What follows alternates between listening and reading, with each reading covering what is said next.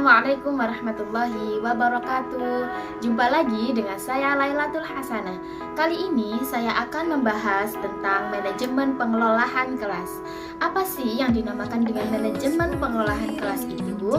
Nah, manajemen pengelolaan kelas adalah serangkaian praktik dan kegiatan yang dilakukan oleh seseorang guru untuk mengatur atau mengelola kelas mereka dengan efektif.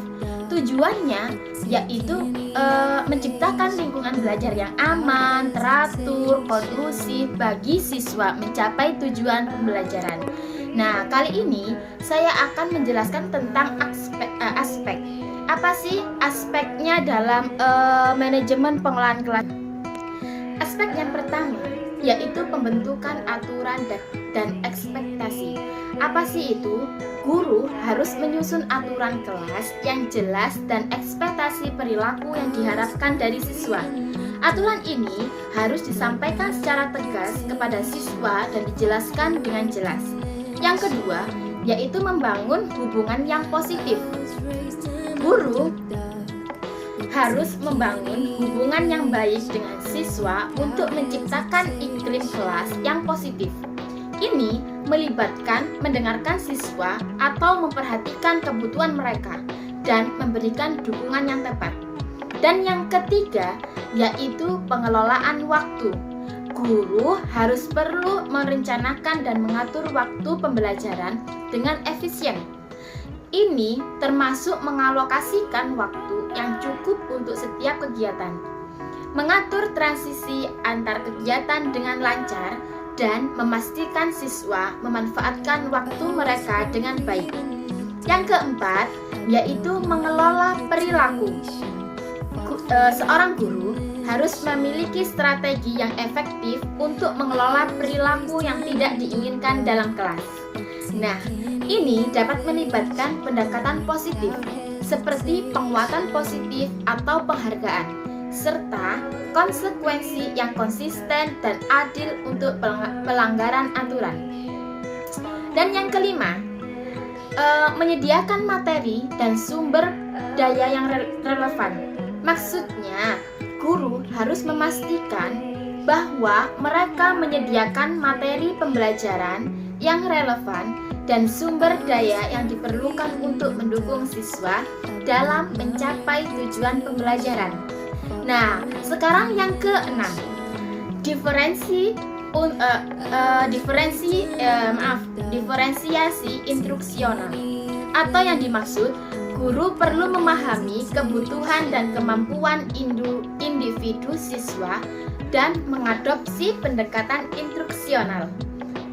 Nah, ini bisa melibatkan mengadaptasi materi pembelajaran, memberikan dukungan tambahan, atau memberikan tantangan tambahan bagi siswa yang lebih cemerlang.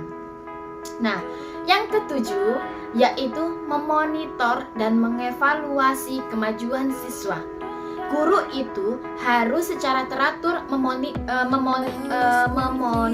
kemajuan siswa dan memberikan umpan balik yang efektif.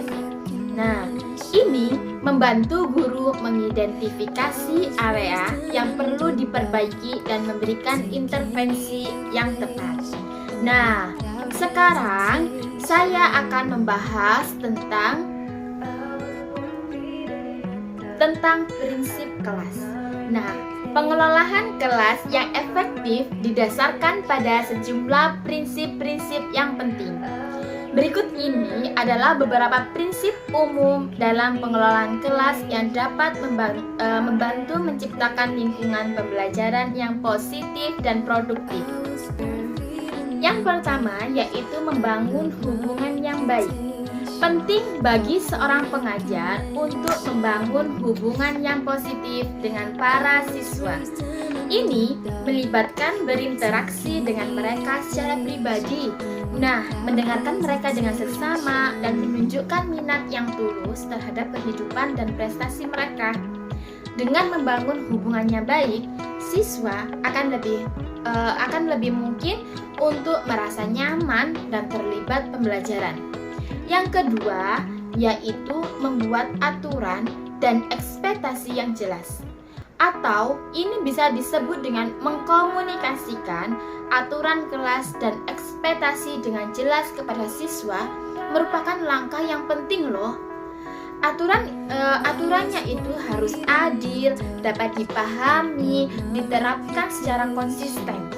Ekspektasi yang jelas membantu siswa memahami apa yang diharapkan dari mereka dalam hal perilaku, partisipasi, dan kinerja akademik. Yang ketiga, yaitu penerapan disiplin yang positif. Menggunakan pendekatan disiplin yang positif membantu menciptakan lingkungan kelas yang mendukung. Alih-alih fokus pada hukuman atau hukuman yang keras, pendekatan disiplin positif ini berfokus pada penguatan positif, pemberian umpan balik yang konstruktif, dan memberikan kesempatan bagi siswa untuk belajar dari kesalahan mereka. Ini membantu menciptakan atmosfer yang inklusif dan merangsang motivasi intrinsik siswa. Dan yang keempat, yaitu mengelola waktu dengan efisien. Pengelolaan waktu yang baik sangat penting loh dalam mengelola kelas. Nah, seorang pengajar harus memiliki jadwal yang terorganisir dengan baik dan memperhatikan waktu yang dihabiskan untuk setiap aktivitas dan memastikan bahwa siswa terlibat secara aktif sepanjang waktu. Cukup sekian penjelasan manajemen pengelolaan kelas dari saya. Apabila ada salah kata, mohon maaf yang sebesar-besarnya. Wassalamualaikum warahmatullahi wabarakatuh. Bye.